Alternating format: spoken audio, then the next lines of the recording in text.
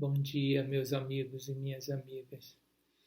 Aqui estamos novamente pedindo as graças de Deus, de Jesus e dos bons espíritos para levarmos adiante mais uma reunião dos nossos pensamentos em torno da doutrina espírita e do Evangelho de nosso Senhor Jesus, para podermos cumprir não só com o programa da nossa casa, que faz uma programação toda baseada nas nossas necessidades de reflexões sobre o Evangelho de Jesus, à luz da doutrina espírita, mas também para cumprir o nosso próprio programa de evolução, de progresso intelectual, moral, trazendo-nos essa oportunidade de avançarmos na compreensão daquilo que nos importa no Evangelho de Jesus, na doutrina espírita. Hoje nós temos uma das parábolas de Jesus, a dos trabalhadores da vinha, que está no Evangelho segundo o Espiritismo, capítulo 20, itens 1 a 3. O item 1 é a própria descrição da parábola, e o item 2 e 3 são duas mensagens dos Espíritos comentando a parábola. Essa é uma das parábolas em que Jesus começa com aquela narrativa quase que padrão mesmo, para nos indicar que ele está apresentando para nós várias formas de falar sobre o reino dos céus. Antes de iniciarmos o texto propriamente dito da parábola, eu acho que nós poderíamos fazer uma introdução falando de uma forma livre com relação à nossa interpretação, mas livre do ponto de vista de deduções, mas baseando-nos na doutrina espírita e nos seus ensinamentos, para subirmos degraus na compreensão dos ensinamentos de Jesus.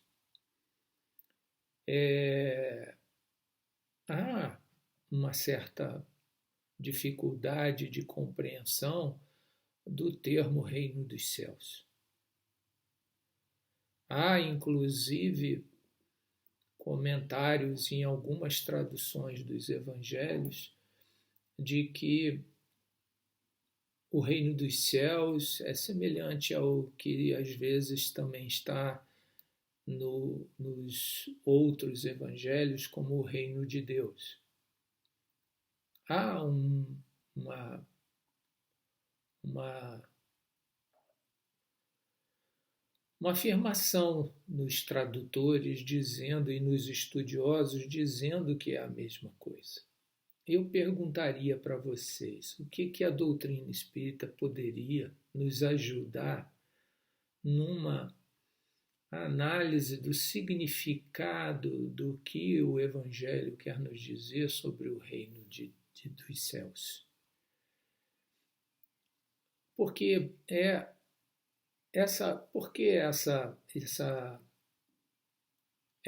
vamos dizer assim, esse conflito de interpretações. Porque existem fundamentos na doutrina espírita que já nos permite analisar o significado desses dois termos que constam dos evangelhos. reino dos céus e reino de Deus. E às vezes ele ainda é colocado com um segundo termo, que é o caso, por exemplo, o caso do moço rico, né? Em que ele não fala nem do reino de Deus, nem do reino dos céus, mas ele fala do ganhar a vida eterna, que para mim também tem um outro significado se buscarmos analisá-lo sobre o ponto de vista da doutrina espírita. Mas nos fundamentos da doutrina espírita, especialmente na primeira parte de O Livro dos Espíritos, quando Kardec e os espíritos apresentam a visão espírita sobre os fundamentos da vida no seu aspecto mais amplo, temos aquela questão 27 e suas consequências, que fala dos elementos gerais da natureza. Eles colocam que tudo está sob o comando, quer dizer, que existem os dois elementos tradicionais, de conhecimento tradicional na doutrina espírita, que é a matéria e o espírito, e todos os dois, né, sobre a supervisão de Deus, o Criador de tudo e o mantenedor de tudo. Coloca, inclusive, o termo Trindade Universal para se referir a esses três,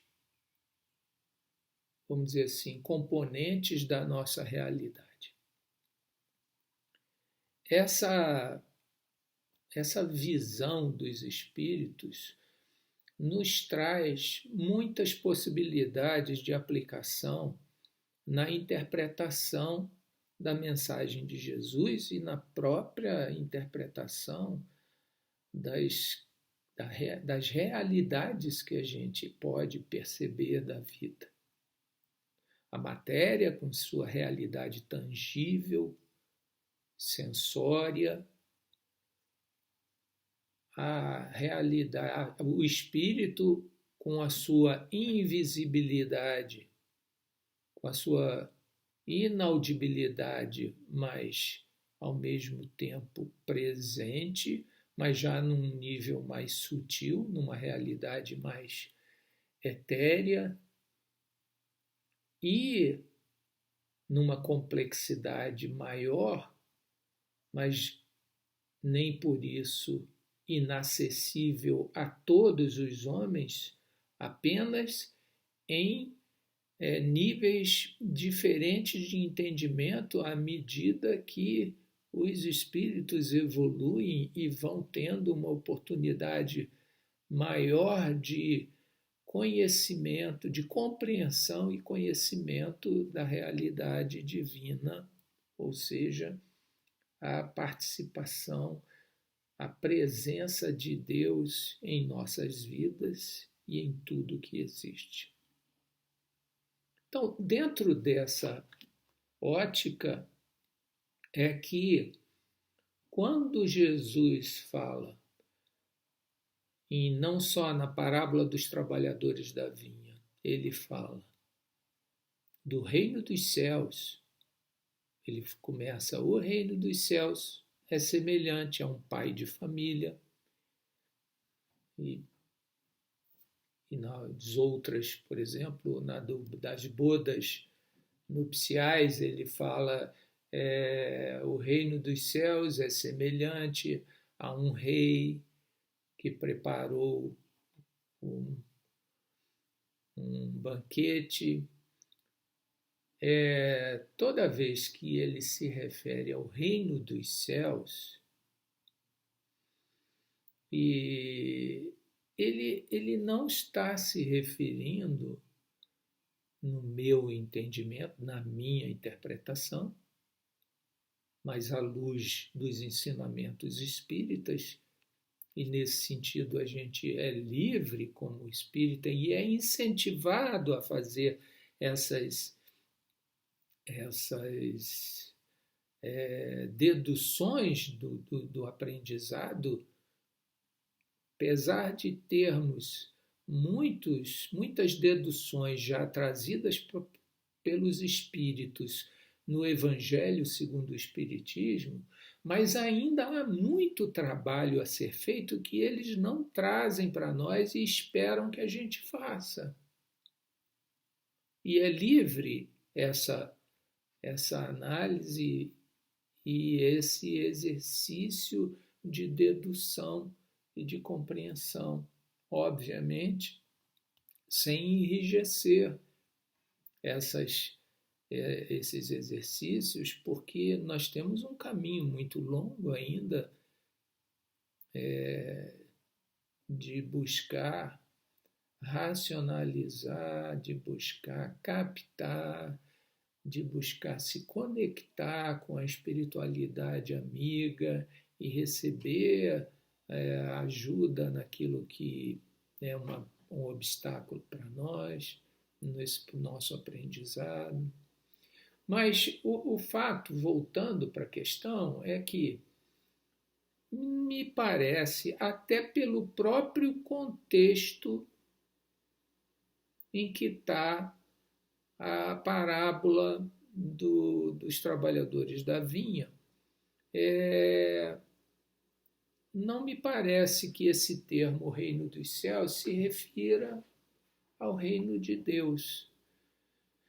Me parece mesmo o reino dos céus como uma consequência, e vocês vão ver que a essência da parábola, ela fala como uma consequência, né? Porque entendo eu que o reino de Deus, baseado no que eu introduzi na questão 27 e suas consequentes, o reino de Deus é tudo e todos. O reino de Deus é absolutamente toda a realidade material, toda a realidade espiritual e toda participação, realidade divina que exista dentro de nós. Como diz o próprio Senhor Jesus, né, que o reino de Deus está também dentro de nós. Aí já em Lucas, em Mateus. Pois bem, então eu já começo uma primeira interpretação da primeira frase da parábola, que é: o reino dos céus é semelhante a um pai de família que sai de madrugada, e aí eu vou ler a parábola para vocês, mas eu já coloco uma primeira contribuição dessa interpretação dessa parábola, que o reino dos céus aí, diferentemente do reino de Deus, é uma consequência de algo que fazemos, né, e que nos leva a um engrandecimento espiritual nosso, num processo de aproximação de Deus e de sua vontade. Quando nós nos reharmonizamos ou nos aproximamos de uma atitude íntima ou externa próxima das leis de Deus, nosso Pai. Então, feita essa primeira colocação sobre o reino dos céus, vamos ler e comentar a parábola dos trabalhadores da vinha, que está no capítulo 20, os trabalhadores da última hora, do Evangelho segundo o Espiritismo.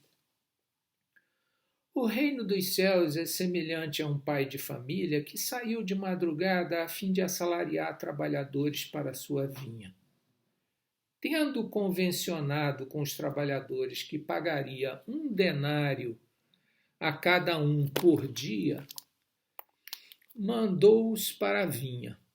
Saiu de novo à 3ª hora do dia e, vendo outros que se conservavam na praça sem fazer coisa alguma, disse-lhes: Ide também vós outros para a minha vinha e vos pagarei o que for razoável.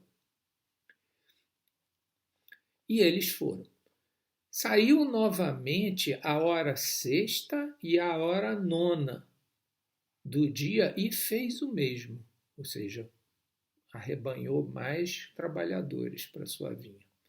Saindo mais uma vez a 1/10, ou seja, a 11ª hora do início da jornada de trabalho, ou numa jornada que é de 12 horas, por isso que é a última hora, encontrou ainda outros que estavam desocupados, aos quais disse: Por que permaneceis aí o dia inteiro sem trabalhar? Disseram eles, porque ninguém nos assalariou. Ele então lhes disse: Ide vós também à minha vinha. Ao cair da tarde, disse o dono da vinha àquele que cuidava dos seus negócios: Chama os trabalhadores e paga-lhes, começando pelos últimos e indo até os primeiros. Aproximando-se então os que só a 1/10 hora haviam chegado,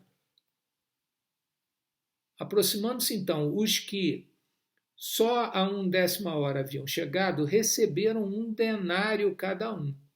Vindo em seguida os que tinham sido contratados em primeiro lugar, julgaram que iam receber mais, porém receberam apenas 1 denário cada um. Recebendo, queixaram-se ao pai de família, dizendo: Esses últimos trabalharam apenas 1 hora e lhes dás tanto quanto nós que suportamos o peso do dia e do calor. Mas respondendo o dono da vinha a um deles, disse: Meu amigo, não te causo dano algum. Não convencionaste comigo receber 1 denário pelo seu dia? Toma o que te pertence e vai-te. Apraz-me a mim dar a este o último tanto quanto a ti. Não me é lícito fazer o que eu quero? Tens mau olho porque sou bom? Assim, os últimos serão os primeiros e os primeiros serão os últimos. Porque muitos são os chamados e poucos os escolhidos.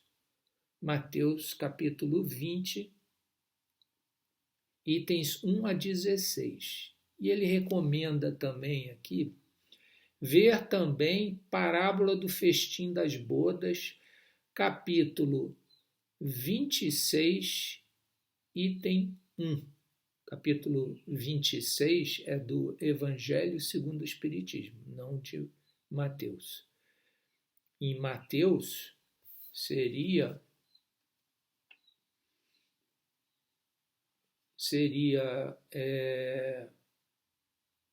capítulo 19, versículo 16, que é o festim das bodas. Pois bem, olha só, muitas coisas interessantes para a gente pensar juntos aqui, né?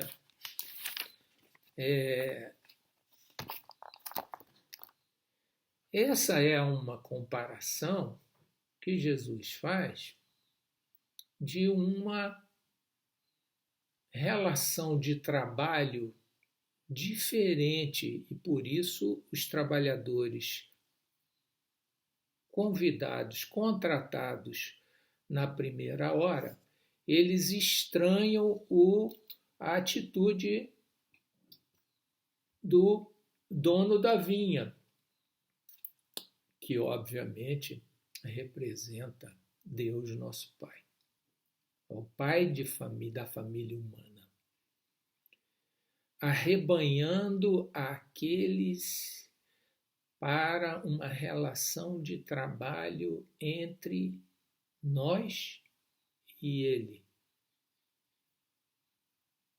Aí entra um detalhe interessante da gente pensar, porque nós, na nossa cultura humana, nós fazemos um raciocínio parecido com o que a gente conhece do que é uma relação de trabalho, aonde existe algo a ser feito para o qual nós somos remunerados.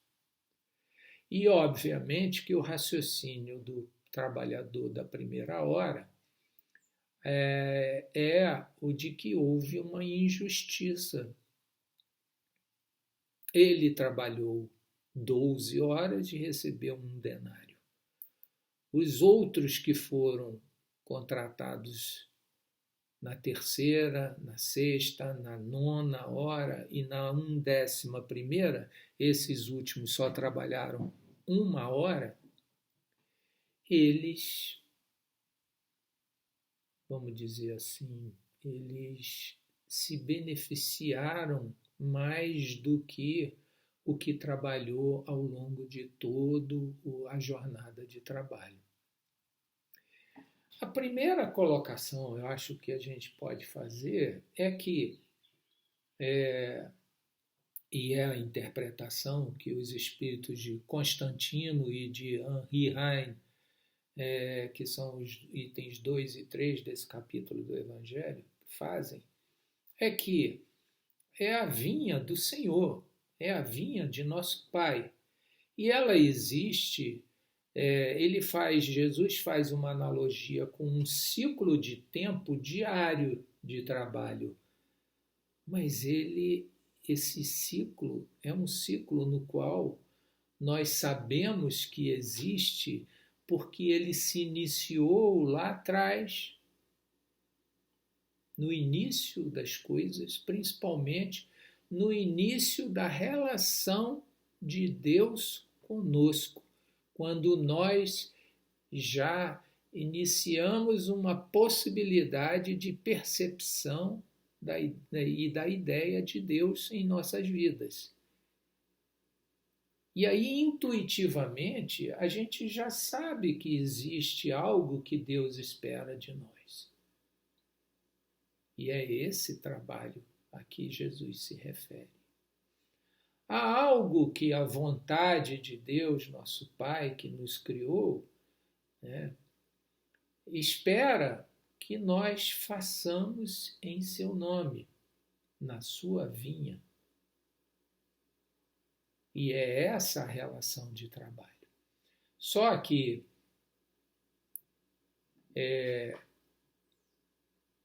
existe uma diversidade daquelas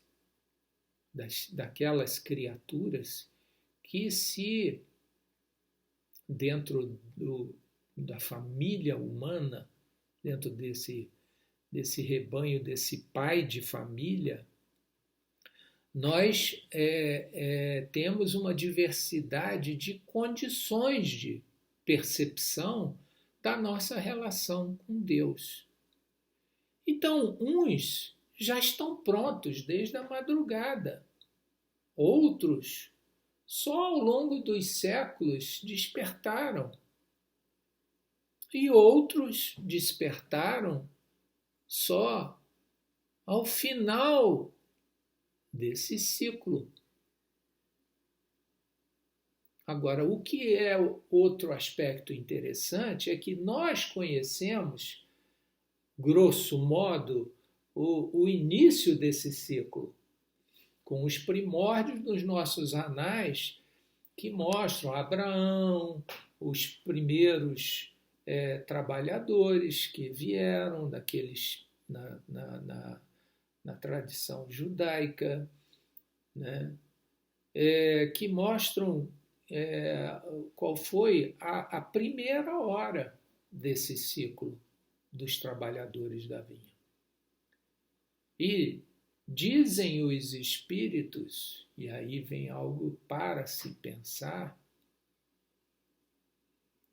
que se passou pela terceira, sexta, nona hora, né, com a vinda do Cristo e todos aqueles que trabalharam na seara cristã já são os da ou terceira ou da sexta hora, talvez da terceira, dentro de uma escala que a gente possa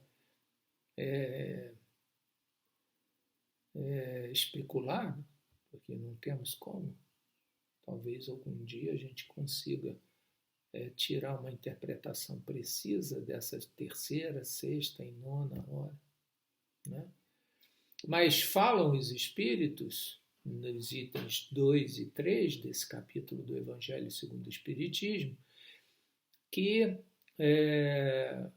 foram os apóstolos, os pais da igreja, os santos, os homens que foram missionários e vieram para trabalhar em nome de Deus, junto à família humana, para nos orientar, para nos indicar os caminhos, para nos consolar, para nos estimular, para nos atender em nossas necessidades físicas, materiais ou espirituais. Faz um trabalho, esses trabalhadores fazem um trabalho de amparo à família humana, o que já nos coloca uma interpretação muito clara para a gente, segundo o que a gente entende no Livro dos Espíritos, principalmente na Lei do Trabalho, na terceira parte, em que ele define como o trabalho toda ocupação útil. Quando Jesus se refere a trabalhadores na vinha do Senhor, ele coloca que o objeto desse trabalho é realizarmos a vontade de Deus, que é nos ampararmos uns aos outros, nos auxiliarmos uns aos outros, aqueles que mais têm auxiliam, aqueles que menos têm recursos, compreensão, conhecimento, sentimentos mais elevados, a capacidade de amor fraterno mais desenvolvida que outros, níveis de desenvolvimento, de compreensão a respeito da vida mais desenvolvidas do que de outros, ainda na fieira da ignorância a respeito dos sentidos e significados do viver. Então, esse é o trabalho. Esse é o trabalho e esses são os trabalhadores que a gente tem registrado nos anais da nossa história, que vieram para se dedicar à nossa melhoria espiritual através dessas várias encarnações. E aqueles que estão sob agora a possibilidade da doutrina espírita, esses, dizem os espíritos, são os trabalhadores da última hora, ou da 1/10 hora. É algo que sincroniza com a informação de que estamos às portas de uma mudança dos tempos. Estamos na fase final de conclusão de um ciclo, de uma jornada evolutiva para a família humana. Que o ciclo que consta na parábola de Jesus, que é um ciclo diário, sendo os espíritas aqueles que chegaram na última hora, é amanhã em que esse ciclo acaba. Amanhã, no sentido da cronologia divina, que nós não sabemos. Nós sabemos do início e, mesmo assim, sem muita precisão de quando se iniciou esse ciclo. Mas já intuímos, e pela compreensão das mensagens dos Espíritos, nós já estaríamos às portas do final desse ciclo. Esse é um detalhe interessante. O outro é a remuneração. A remuneração é algo curioso também. Os espíritos também colocam uma interpretação muito coerente. O espírito de Constantino e de Henri Heine. Tem uma lógica aí que é diferente da lógica de remuneração que a gente tem. Que, aliás, inclusive, até no mundo dos homens, a lógica de remuneração por hora trabalhada, por tempo trabalhado, já não é mais a que prepondera, pelo menos nos mercados mais sensatos de trabalho, mas sim no resultado obtido pelo trabalho e não pelo tempo. Isso é algo que já não existe essa ideia, né, nos ambientes mais racionais de trabalho, de que eu trabalhei 12 horas, trabalhei 4 horas extras e coisa e tal, então eu tenho que ser remunerado mais do que aquele que trabalhou só 4, 6 horas. Ou 2 horas. Não existe mais isso. Quem está no mercado de trabalho sabe disso. A remuneração é pelo resultado que você tem do seu trabalho. E no caso da parábola de Jesus, Jesus começa falando do reino dos céus. A remuneração é o próprio reino dos céus. Então, como pode? Vejam só que não é sensato pensar assim. Quem trabalhou desde muitos séculos, né, na fieira judaica, cristã e espírita, esse está na frente. Não tem sentido isso. E Jesus deixa isso claro quando ele fala: os últimos serão os primeiros. Mas aí ele estaria praticando alguma injustiça? Não. Por quê? Não é justo que quem está trabalhando há mais tempo alcance o reino dos céus? Deveria, talvez, mas não é bem assim. As palavras, tanto dos profetas, como de Jesus, como dos homens sábios, os pais da igreja, não eram compreendidas por todos. Eram compreendidas por alguns poucos. Por isso, muitos os chamados e poucos os escolhidos. porque nós não compreendemos bem. A mensagem de Jesus até hoje é difícil para a grande maioria. Agora, realmente,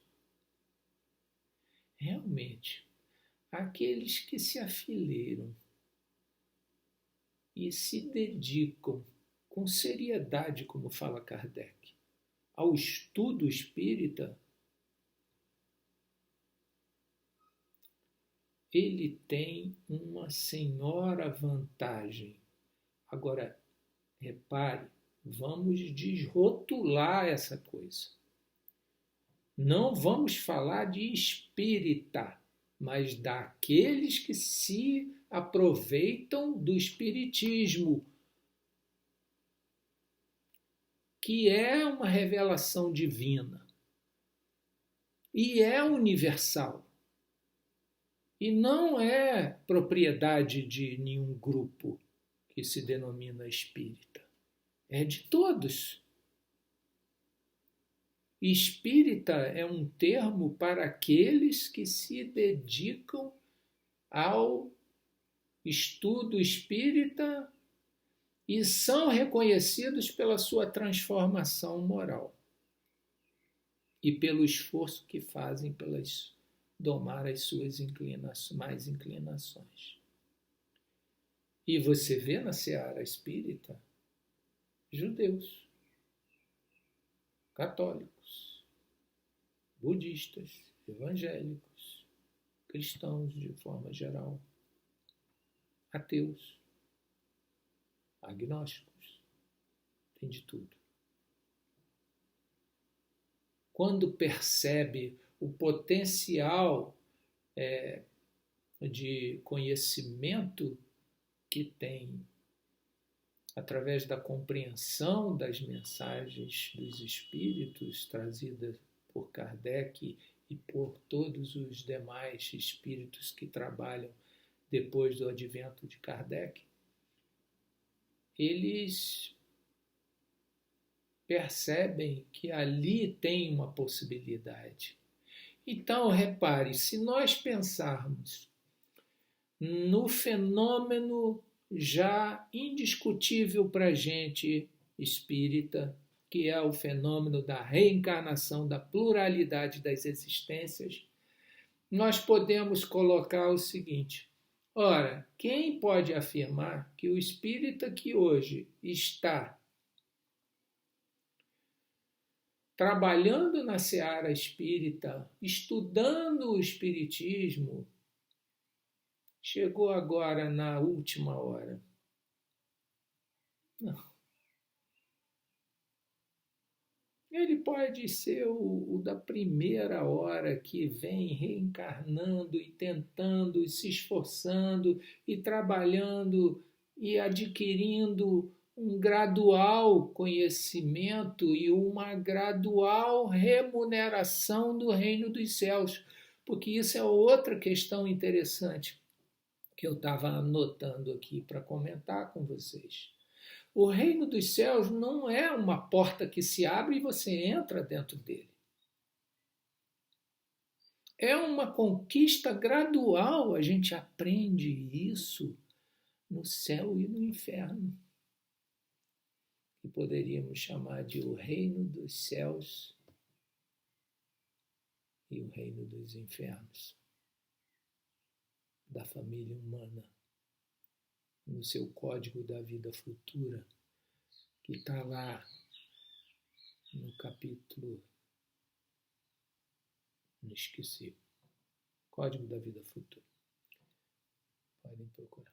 Está lá, são 33 itens, e logo no segundo ele fala assim, que é gradual, também não vou me lembrar dos termos, eu já estou esquecendo tudo, então desculpe. O conceito fica, mas as palavras não. É que a cada conquista nossa de um esforço na seara dos trabalhadores do Senhor, nós conquistamos um grau de felicidade, que é a expressão do reino dos céus.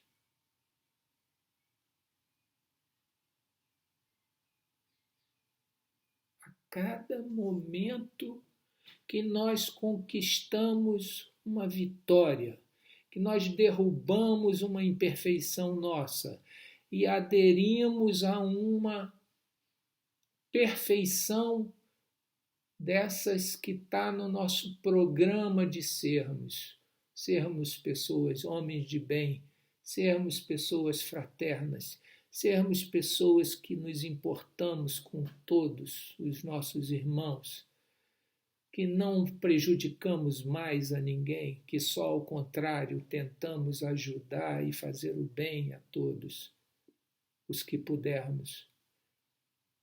A cada perfeição dessa e a cada imperfeição que nos desfazemos é um ingresso gradual na nossa felicidade e no reino dos céus. Então, repare, não vamos rotular essa ideia de que os espíritas são os trabalhadores da última hora de uma forma simplista. Entendemos que o espiritismo traz uma possibilidade de compreensão que nunca houve na história do cristianismo e da tradição judaica cristã. Pela compreensão de detalhes da lei de Deus que nos ajuda a compreender melhor o significado e o sentido da vida. E nos ajuda no esforço de nos conectarmos com as forças do bem e as forças do amor de Deus e buscarmos sermos melhores a cada conquista dessa. E isso, todos esses que estão sob a bandeira do Espiritismo podem ter sido cristãos, budistas, judeus, muçulmanos, o que for.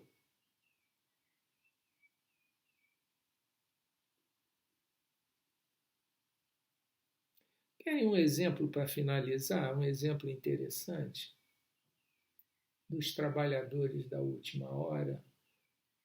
Vamos fazer uma outra analogia com a nossa casa, o Rita de Cássia e Maria de Nazaré na Rocinha.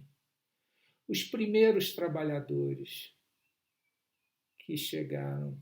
O que os espíritos querem nos dizer com essa parábola dos trabalhadores da última hora, acontece também na nossa casa. Os trabalhadores que se engajam hoje na casa, eles têm recursos que os primeiros trabalhadores da primeira hora não tinham. Os da terceira hora, da sexta hora, não tinham. Hoje a casa é um espetáculo em termos de recursos na área doutrinária, na área assistencial, nos trabalhos da Rocinha, tudo estruturado. Então, quem entra, os últimos, serão os primeiros a usufruir de toda a história. É isso. Agora, muitos os chamados e poucos os escolhidos, mas esse não é o assunto desse nosso tema. Leiam porque é muito interessante, porque aí o rei entra e fala, mas por que você não está com a túnica nupcial, que é a pureza de coração?